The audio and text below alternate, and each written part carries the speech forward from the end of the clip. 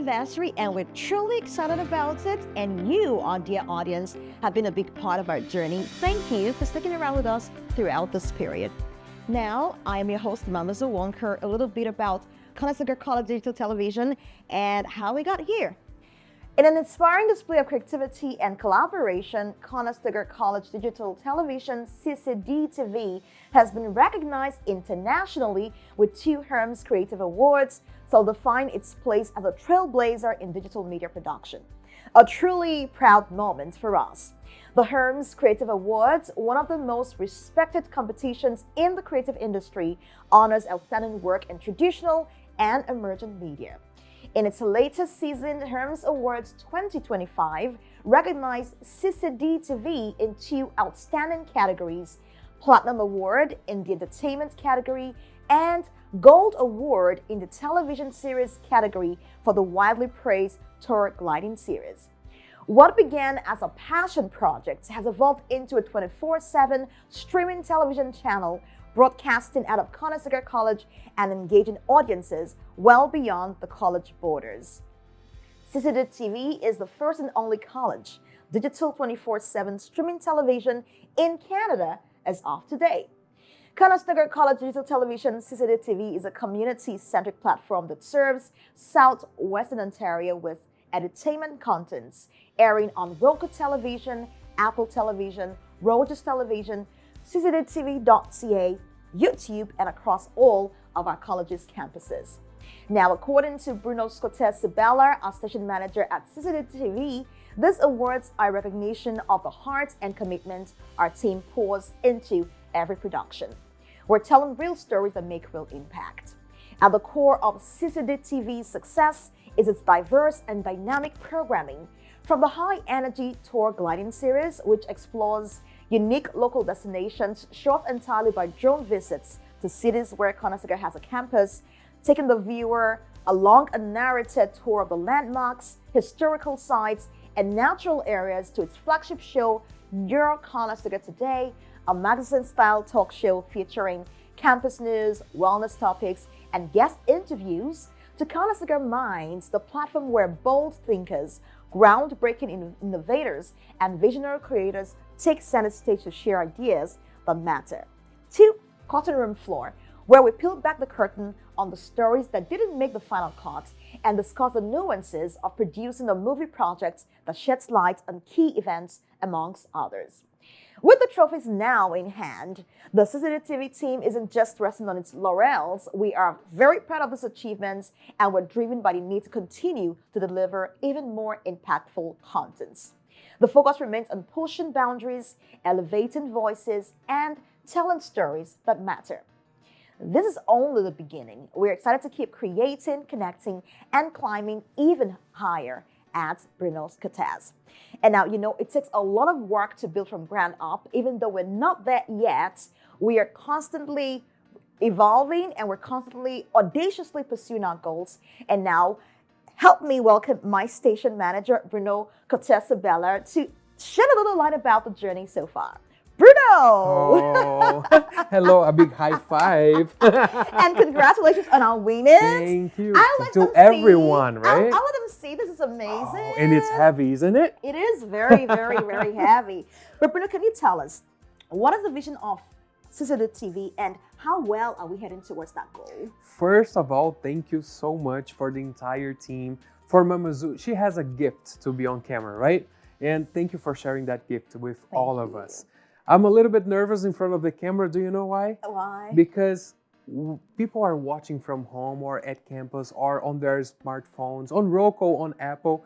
They are tuning in, and we are very respectful of your time to be here with us. We produce this with such a passion, right? It's really good that you are connecting with us, that you are consuming our content, and we are very happy when you comment, when you share, when you get engaged with this project, right? That's amazing. So our vision is to be the Canada's leading college-based digital television platform, delivering 24/7 educational, cultural, and entertainment content to connect communities empowers students' creativity, and celebrates innovation across Conestoga College and beyond, right? That's amazing. Our mission? CCDTV is committed to providing real-life, hands-on experience to students through immersive media production.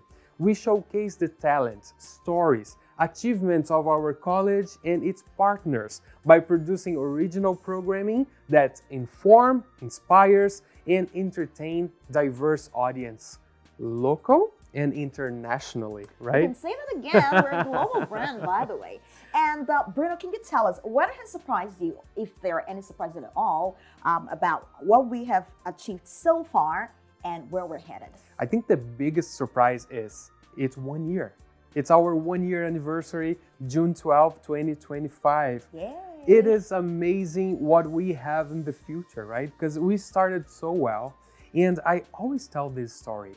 You can tell the work-study students, volunteers, or field placements, their first day here at CCDTV and their last day, maybe sometimes after 1 year and a half, how much they grew, how much they learned doing hands-on real-life experience, right? And having this channel, having this platform, not only for students, but the entire community. Some of our shows goes to Rogers TV, right? Some of Rogers TV shows comes Come to over here. CCDTV. That's correct. We are the first one.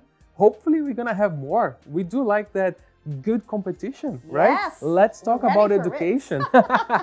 Let's talk about education. Let's share these ideas. Let's share the great things our students are doing here at Conestoga. I mean, I know you're a big team player and you're a great leader. I can say that over and over and over again.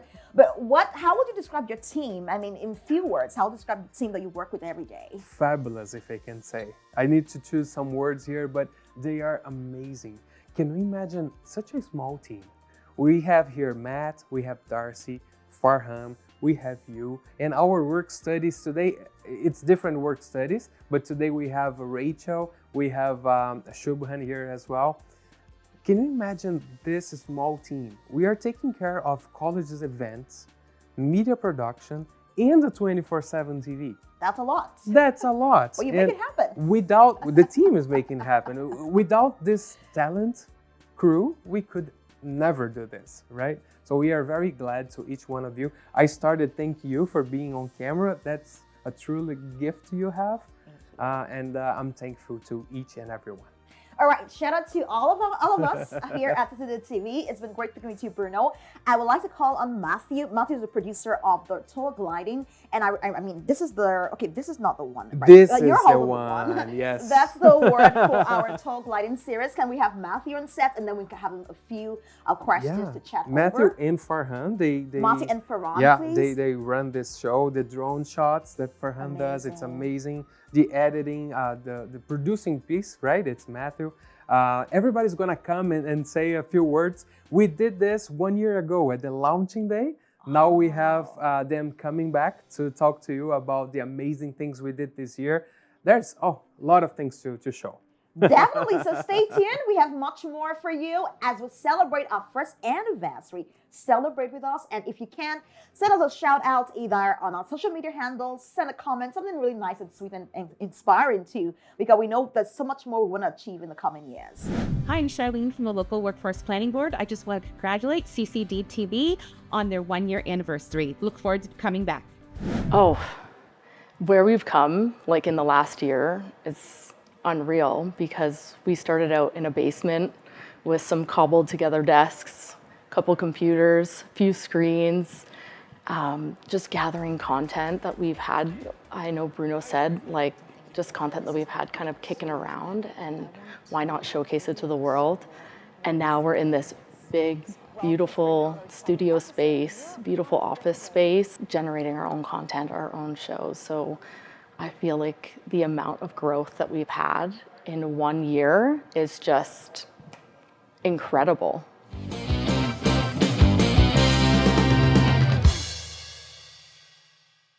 Hey, film lovers and history buffs. Welcome back. CCDTV has allowed us to kind of broaden our audience beyond the student base and the college base. We are now like out there for anybody in the world to see.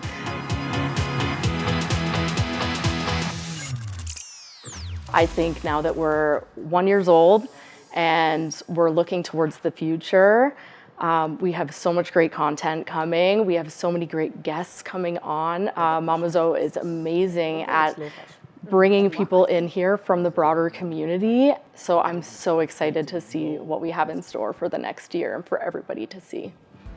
Shout out to CCDTV on your first anniversary. Happy birthday. Here's wishing you much more success and many, many more awards. We just started as an events department, and originally it was just Bruno.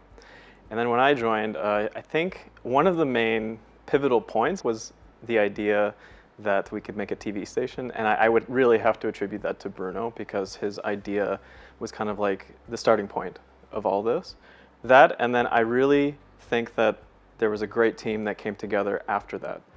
So it was the persistence of leadership from Bruno and then our team kind of all going in the same direction, and it just really rapidly grew into something super exciting in what it is now. As a team, we were just coming up with different ideas for programs and what might be interesting to people watching, especially students, anyone new coming to the region. And it's something that appeals to the community, right? Because it's showing kind of the community heritage, history of the area, and it's kind of interesting for all members, like in all aspects. So I think that's contributed a lot to its success. And the college uses it as a marketing tool as well to show the region, to kind of prop it up.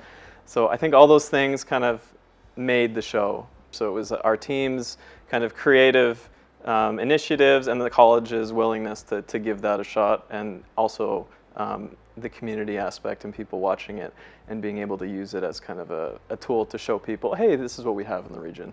A defining moment is actually being able to direct in live switch. That's super exciting to have guests come in and actually create a program on the spot and then live stream it and have people watch, and then to get feedback, having that kind of involvement in the project. It gives me a lot of enthusiasm towards what we're doing.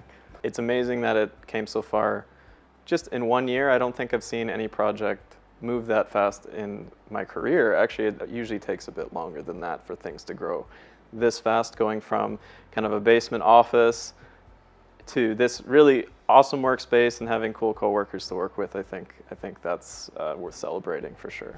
I'm so happy to be here at the CCTV studio today, and this is a fantastic platform with excellent resources for us to showcase our work.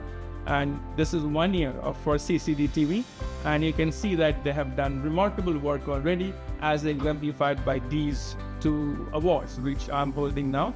And as you know, that technology alone doesn't suffice. We have a wonderful team backing the technology as well, who are wonderful persons in their own right. And it is my extreme happiness to wish them all the best for the times ahead. Thank you so much.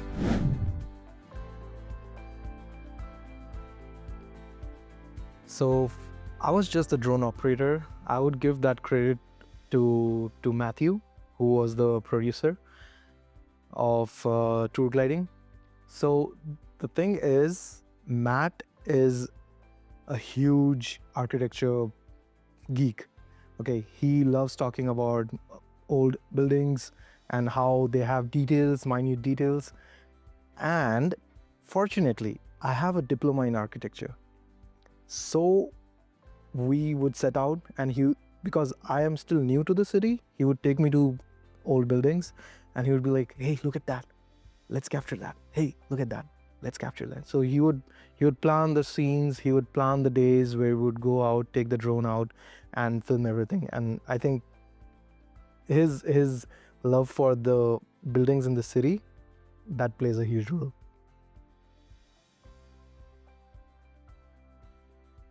I would say the role of the technical director, or let's say also called the switcher, has improved me a lot when it comes to leadership and how to lead a team and guide them from point to point and what needs to be done to make a good show. I think being verbal about what you're thinking and what you want in a show and how you want the audience to see a show is very important, and I think nothing nothing pushed me so far like the role of the technical director.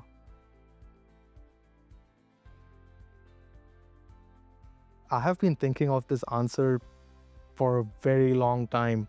Not just this, but very long time. So I always say I believe in this little phrase in my language, which translates to even a small piece of driftwood is enough to save a drowning man. Okay? And honestly, here with this team, I have found a huge ship, not just a piece of wood. I have found a huge ship. I give this team a lot of credit because of that, because before I work with CCDTV and the events media production team, with Bruno, with Matt, Darcy, and even you, Mamazo, I was just a video production person. I never thought I will enjoy live production so much. I love it so much now that, and in the past years of working with this team, I have the opportunities to be a technical director. We have done live productions, we have done mobile productions, we have produced sports, we have done video productions on levels that I myself would look at the work and be like, where have we come? Where have we come? We have come so far from where we started.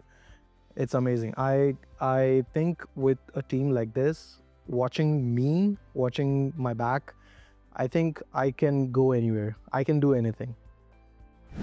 I just heard that CCDTV is one in a bit. Wow. They're less than one and you already won 2 awards. I don't know what's going to happen in your future, but I can't wait to see it. Congratulations, guys, and happy first anniversary. Welcome to CCDTV, your college TV. In under 1 year, we've built something incredible, a TV station driven by creativity, passion, and innovation. Since launching, students from the School of Creative Industries have gained over 6,000 hours of hands-on experience through work study, work placement, and volunteer roles alongside our team. In September, we took things to the next level with the opening of our brand new studio, expanding our ability to create and broadcast even more original content. Our lineup has something for everyone. Local Bites brings you into our culinary school, where faculty chefs whip up delicious dishes. Conestoga Minds dives deep into big ideas with expert talks. Tour Gliding takes you on stunning drone flights over historic landmarks in Kitchener, Waterloo, Cambridge, and beyond. We spotlight local filmmakers in the cutting room floor, explore music and trends on Soundcheck, and keep you in the loop with campus news on your Conestoga Today. And the world is watching. Our content has reached 84 countries with over 100,000 views on YouTube and an average of 60,000 views every quarter on the web. CCDTV is more than a TV station. It's a professional media hub where students gain real-world experience, industry connections, and the skills to launch their careers. And we're just getting started.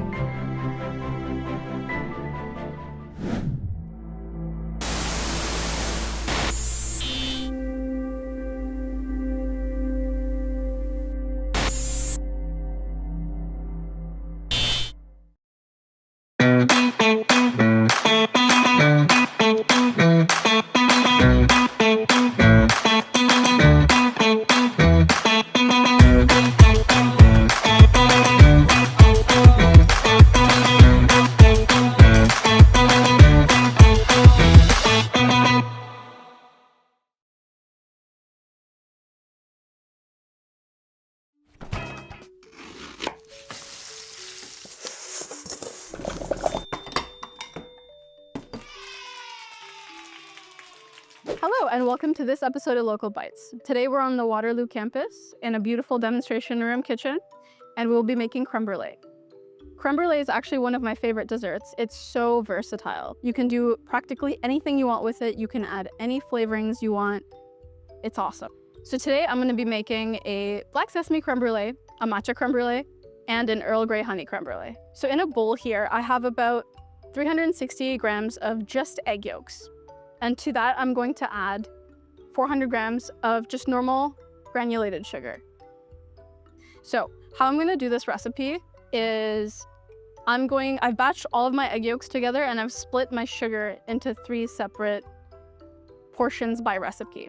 So as aforementioned, one of the flavors I'm gonna be doing in my creme brulee is matcha.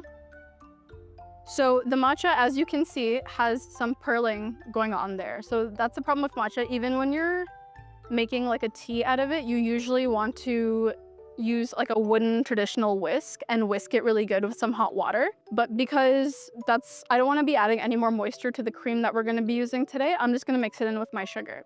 So what that'll do is the abrasiveness of the sugar will break these matcha pearls down a little bit, which will help it combine into the cream a lot better. Another flavor we're doing today is black sesame. This is just what's been provided to me by the school. You can get black sesame virtually anywhere. You can get it from No Frills. I got mine from Vincenzo's. I got my matcha from Vincenzo's as well. This is the matcha that I got. But all of these ingredients are really accessible. Just because you're making a fancy dessert doesn't mean that you have to go out of your way to find ingredients. Usually you can just get them at your local markets. So I'm gonna start by toasting my sesame seeds while I get my egg yolk mixture ready. So I have my pan heating up here, but I don't want it too hot because I don't want to burn my sesame seeds. They're really small. I just want to toast them until they're a little bit fragrant. And the thing about me, which you will realize, is that I measure things with the heart. So if you're asking me for measurements, I was gonna say maybe about 1.5 tablespoons for the portion of cream that I'm gonna be using. I have about 666 grams of cream that I'm gonna be using for each flavor.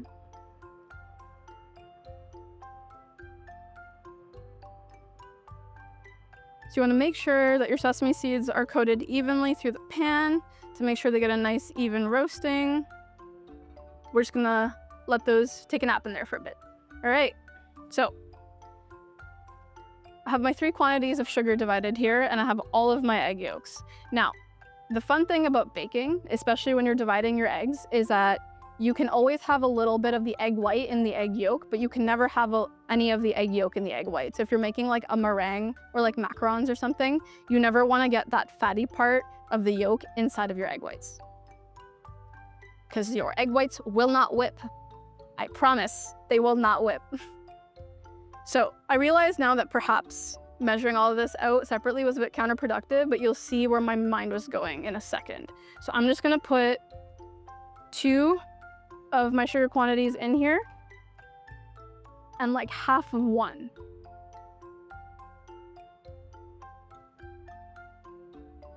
And to this, I'm gonna add our matcha powder.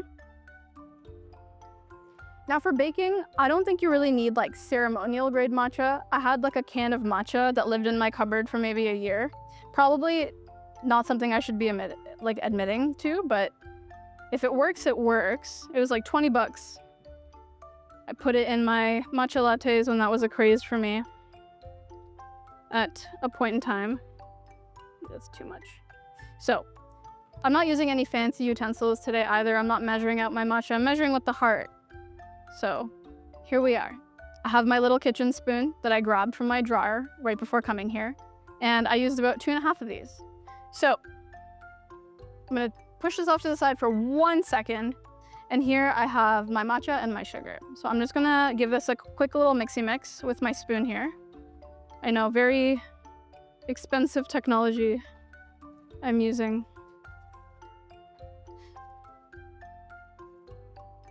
See, the one thing about me is I've always believed that food should be accessible. So even if you go to like a fancy restaurant and you're paying somebody like 22 bucks for a creme brulee, you can just make it at home.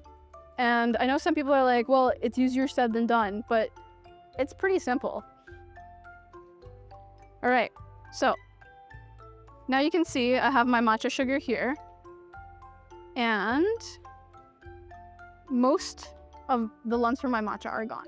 So there's some small pearling going on here still, but when I add it to my hot cream, it's just gonna dissolve anyway. And we're also gonna strain our mixture out before we temper it into our egg yolk mixture. Put that to the side. Alrighty, so I have my egg yolks and my sugar. We are gonna whisk it.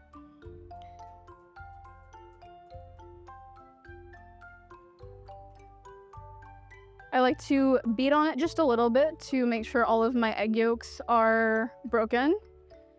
And also to make sure that we're combining those two layers a little bit beforehand. There's nothing worse than getting sugar all over you.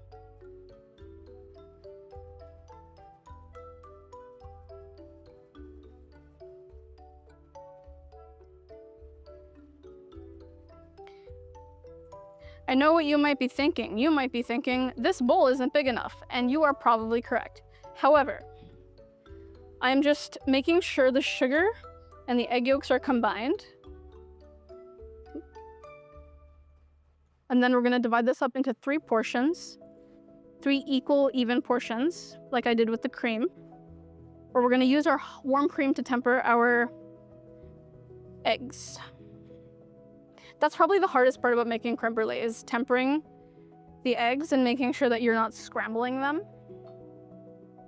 So we're at the stove right now, and I have my heated pan and my black sesame seeds in here. So what I like to do is I just like to give them a little toss.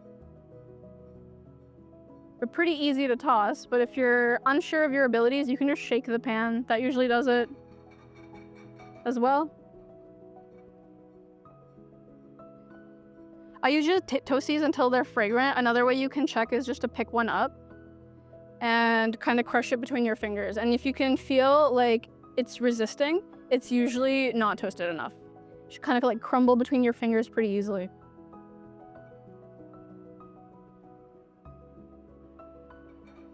Okay, I'm gonna leave that alone right now so it just actually toasts, not agitating it too much. So you could also do this as one big batch of custard, but because the flavorings I'm using today need to be steeped in the cream, I'm gonna be dividing it into 3 separate kind of like recipe portions. So I'm gonna borrow my scale back from you if you don't mind.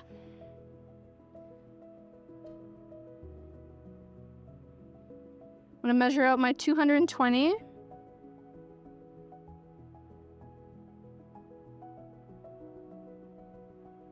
All right, so there's our first portion.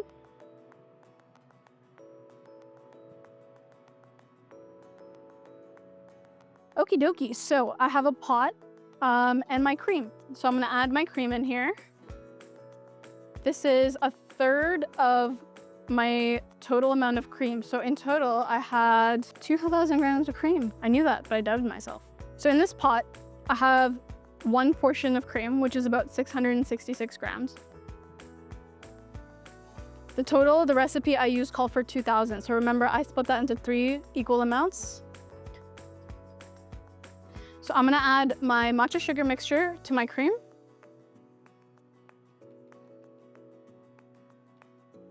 Give that a good whisking. Remember to scrape down the sides. Okay, so the base for our matcha custard is done. I'm gonna put this on the stove and let it get to about a scald, is what they call it, is when it heats up enough to produce bubbles. But I just like to heat it up till it's warm.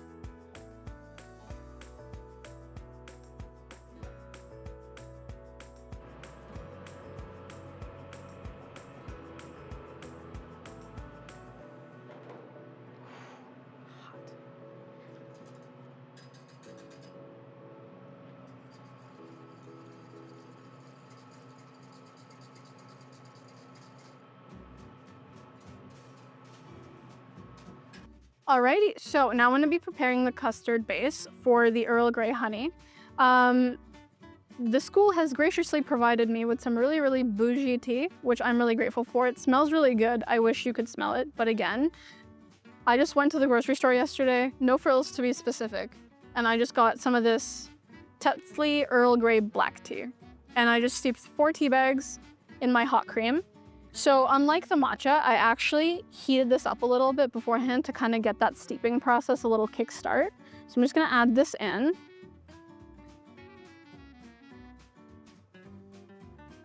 Just give it a little whisk.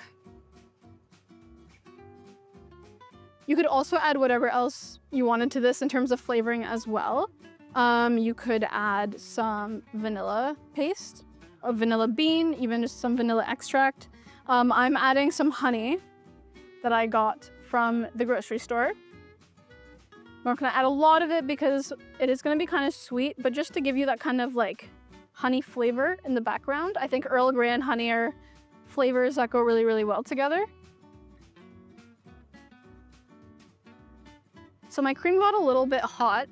As you can see, there's a lot of steam coming off of it. This is actually a really good level to start tempering your eggs with, in my opinion, but because I want this to have a really, really nice Earl Grey flavor, I'm just gonna steep it on the stove for a little bit longer.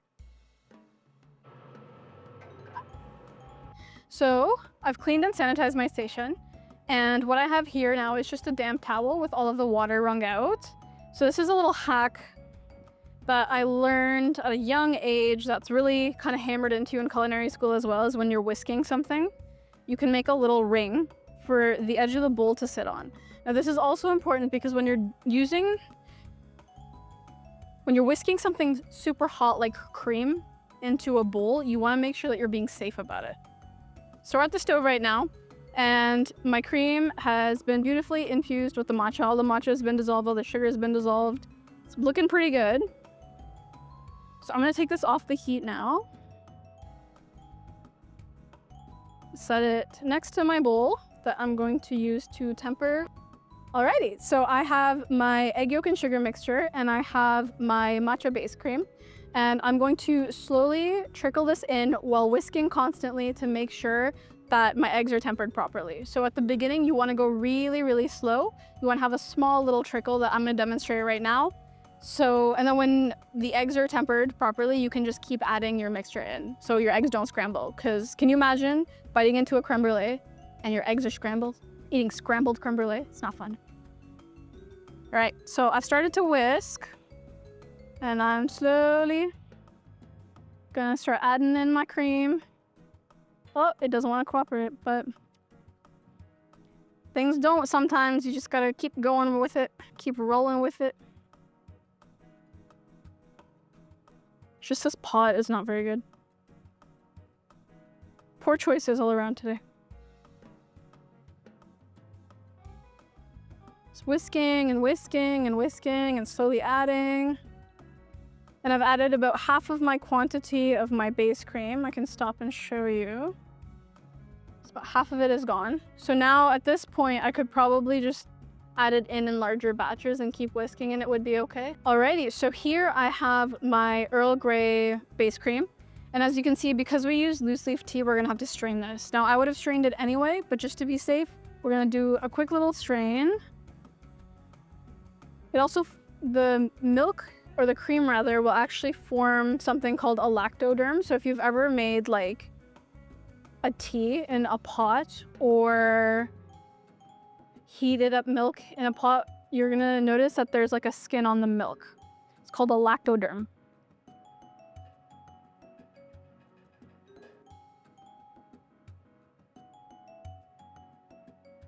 So here I'm just pressing on my tea leaves that are still in my pot to get all of that liquid out, because that is exactly what I want. That's golden to me.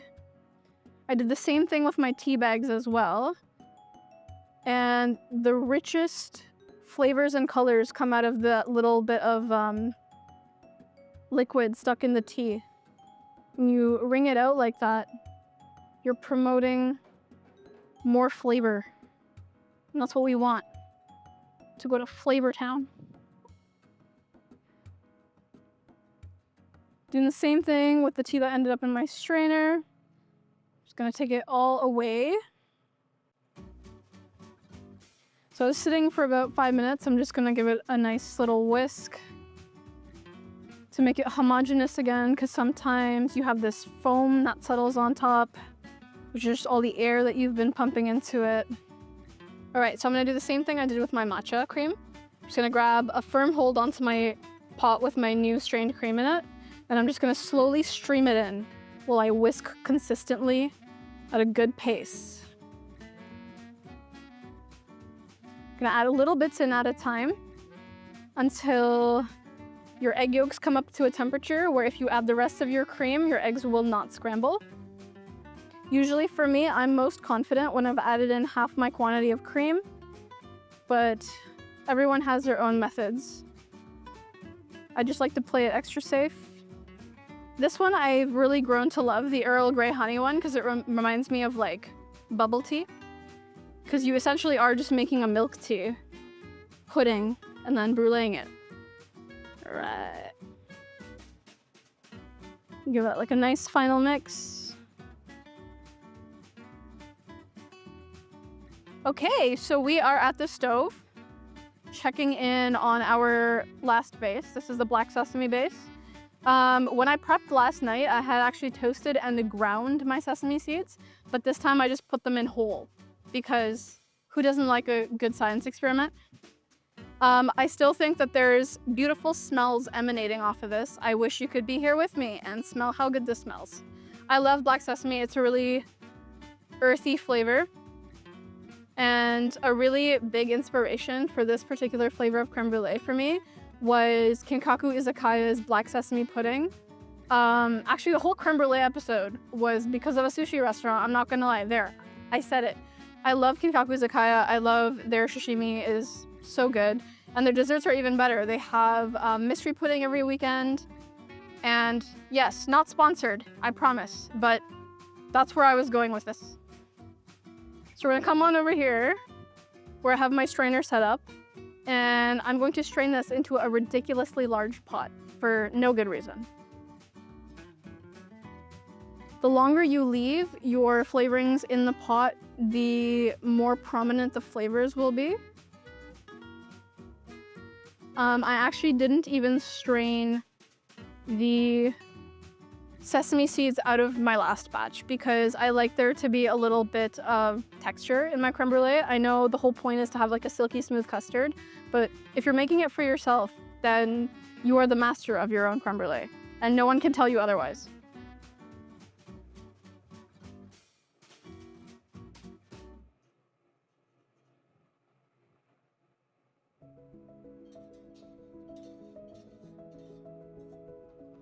So like even though we strained our mixture, you're always gonna have a couple of stragglers, and honestly, like it's nothing to worry about unless you're working in a restaurant. You can see them in the bottom of the pan there. There's a little bit of sesame seedage. So I have my ramekins lined up in a hotel pan. If you don't have a hotel pan, just a lasagna dish will work. Anything that's a little bit deep where you won't hurt yourself while taking them out of the oven is fine. Usually I will put my water in my pan after the pan is already in the oven, so you can pull the oven rack out and then slowly take your kettle or your pot with hot water or like a mug even and slowly just put it in the bottom. You need that moisture to help cook your custards. All right, so I'm gonna start with my matcha. Let's move these out of the way.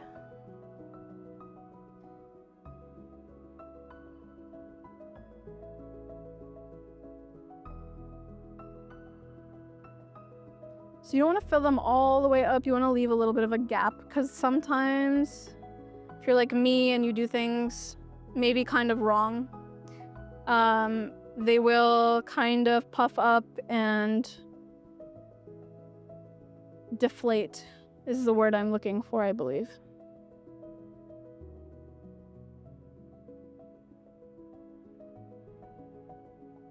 So these bubbles are not a great thing, which is what I'm realizing slowly. Is because when you put them in the oven, they form like little holes in your custard. And like personally, again, not opposed to it because when you put your sugar on there to brulee it, it actually gives it more depth, like that crust, because the sugar will go in these holes. And I like the sugar topping, so I'm not complaining.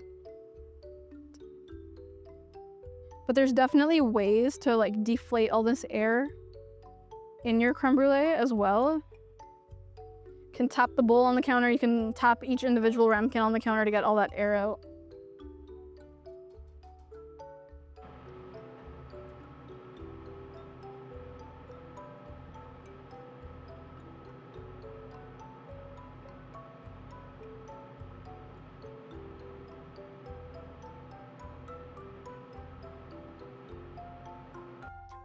Okie dokie, so my cups are filled and they're ready to take a little nap in the oven. What I have here is just some boiled water. not boiling, but boiled and then cooled slightly because temperature control is something I struggle with, but we're learning, it's fine.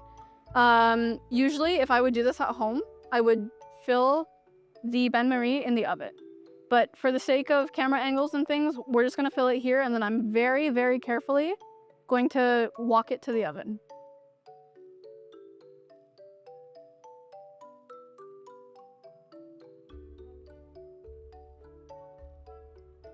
So you wanna make sure, especially if you're using these foil ramekins like I am, that will magically Cinderella themselves into nicer ramekins through the TV magic.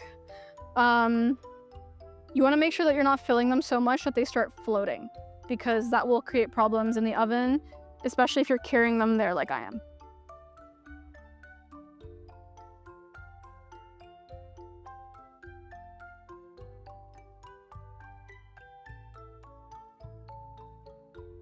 Okay, so right now, our foil ramekins have magically transformed into beautiful, gorgeous dishes that I definitely did not thrift a week ago. Furthermore, I have some sugar on my custard that has magically set in the span of 10 seconds.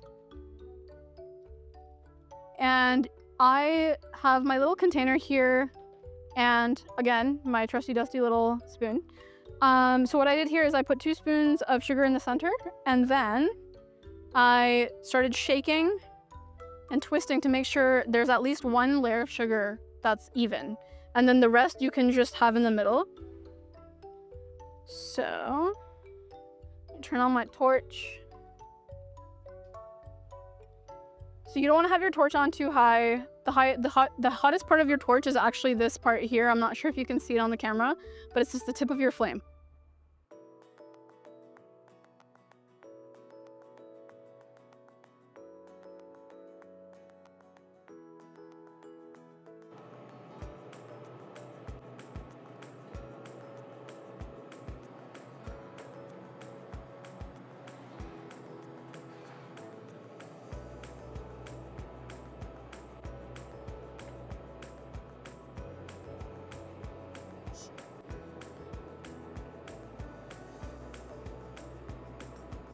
Can you tell this is my favorite part?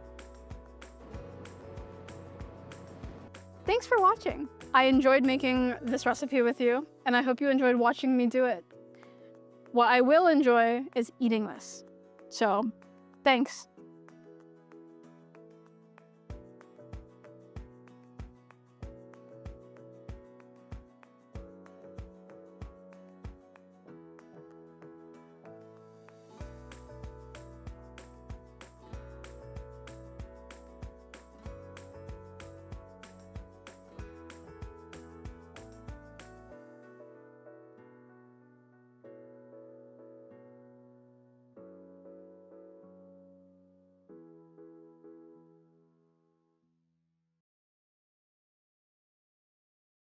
Students have to learn, and grads, they have to be sort of a jack of all trades. Honestly, there's a list of hundreds and hundreds of jobs that are available in this industry, and the great thing is they're transferable both in the esports industry and back into the traditional media. Everything in video is always evolving.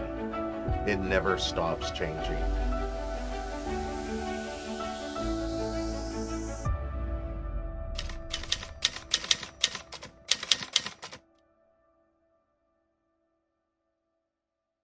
My name is Chris Lamarucciola. I'm the manager of esports at Conestoga College. I am the coordinator of the Broadcast Television and Independent Production program here at Conestoga. I'm a part-time teacher in the School of Creative Industries. I started at the college in 2007 as a part-time professor. I was part-time for 4 years. When I was part-time, I was still working in industry as a producer. And then since I became full-time in 2011, I've primarily just taught in the television program. Inside of Photoshop is actually quite advanced and quite effective now. So rather than clone, I spent half my time in the animation department teaching first-year students a program called Broadcast Technologies, and second semester is a program called compositing. And in their last semester, I'm currently teaching them field placement and helping them get their field placement for their last 2 weeks of their semester.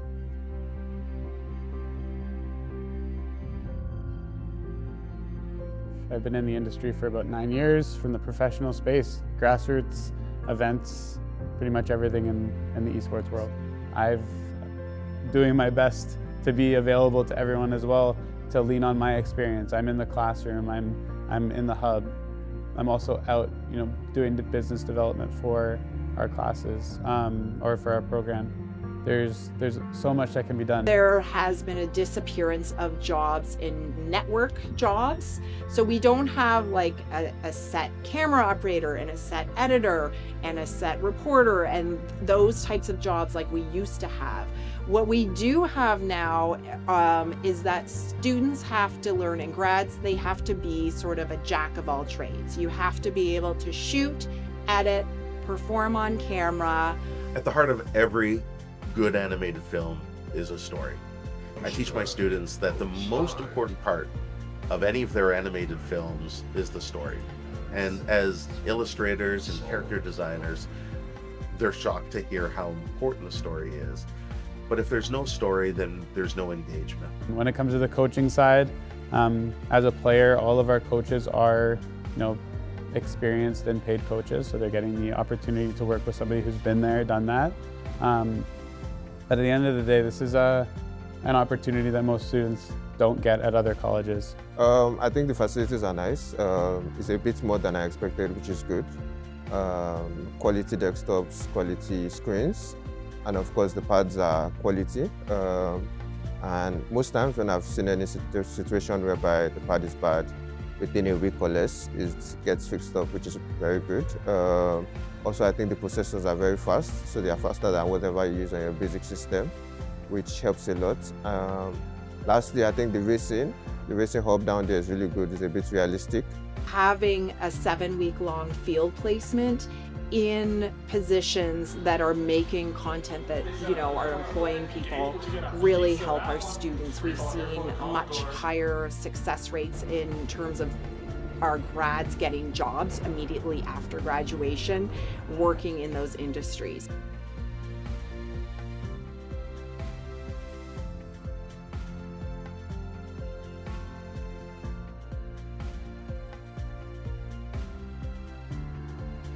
I would say, like, if anyone can able to do all things, like maybe they can produce what they want to do, like as a visual storytelling, like they can able to like operate the camera, edit, shoot and everything. If they do every kind of stuff, the future is very great. This course has lots of opportunity. Maybe they can do operate the cameras if they are good in editing, all kind of stuff.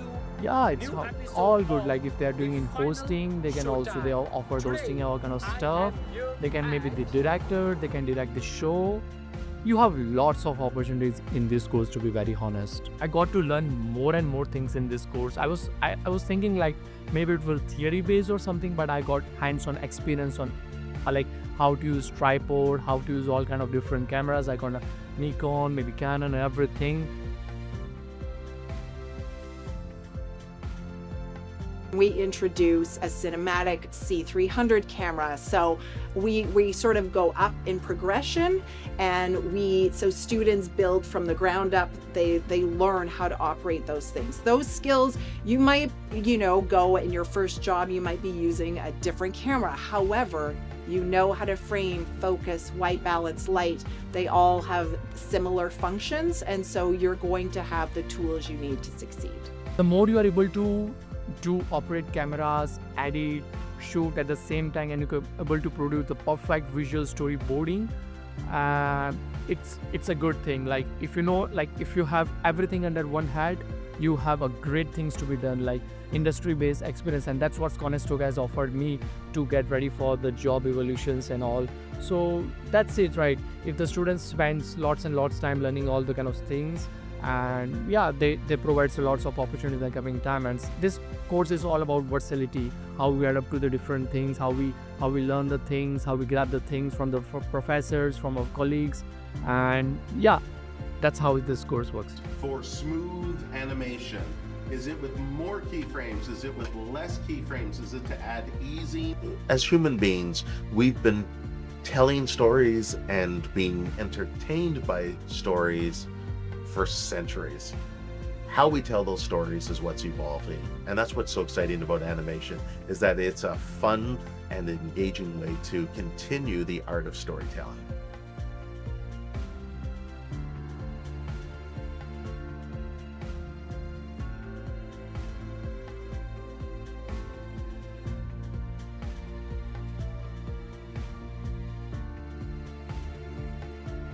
When I came to animation, I saw that, hey, you can actually make money through visuals, through telling stories, and that itself is very interesting to me, because how cool is that you're working on things that people watch in their free time and they enjoy that thing, and that is what inspired me to come into animation industry. I myself am going into rigging. Rigging itself is giving soul to a digital asset. So you can say if we have a character and someone modeled it, so someone created that, so me as a rigger, I'll give it a soul to move. So that part and that thing itself it's very technical, but I like it because it's technical and it's me. And so giving a soul to a character is what inspires me, and I like it because it's something different.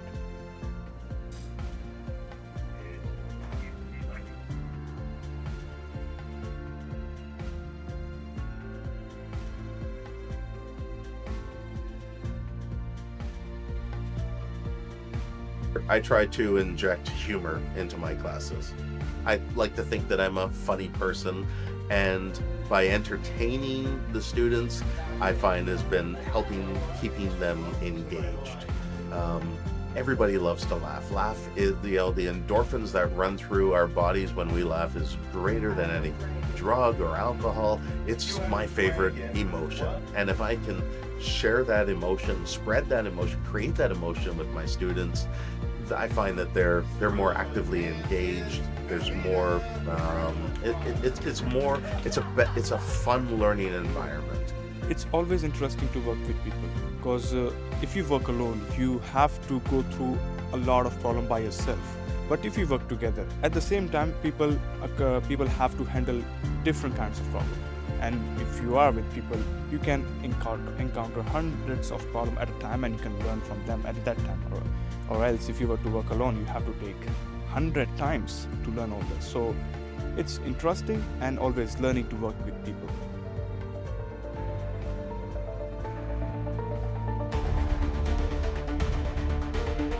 There's lots of job opportunities in esports that are around right now. I'd say probably hundreds of different types of jobs, but AI is here.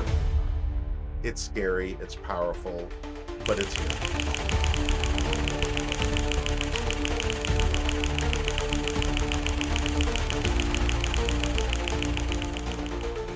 I'm just learning how to harness its power rather than being killed by it. That's the trick. So in the animation world, I'm using AI to not do my job, but to help me do my job faster and better. And it's just learning how to use those tools to my advantage that make me a creative person more employable or valuable because I'm maybe better or faster.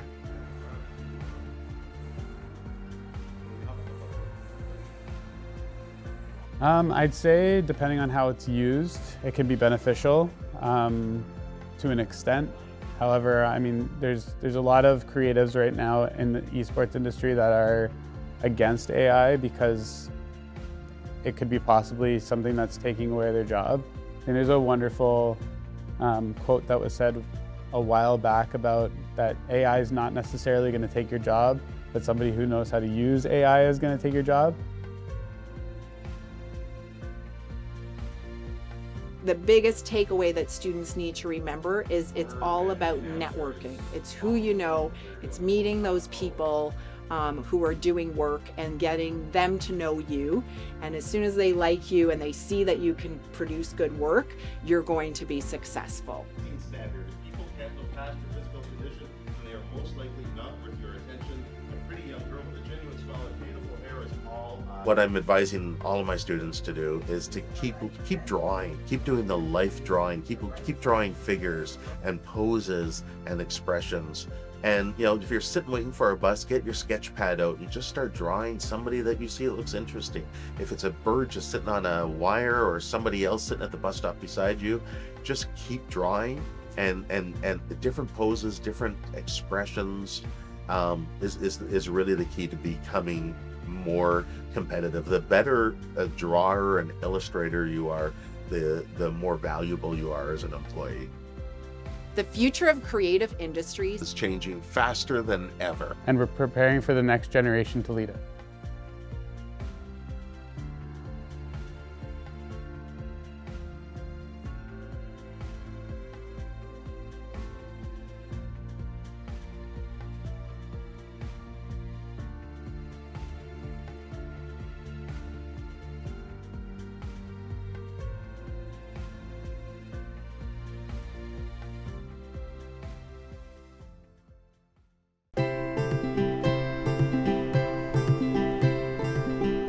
The Butterfly Conservatory is one of the largest of its kind in North America.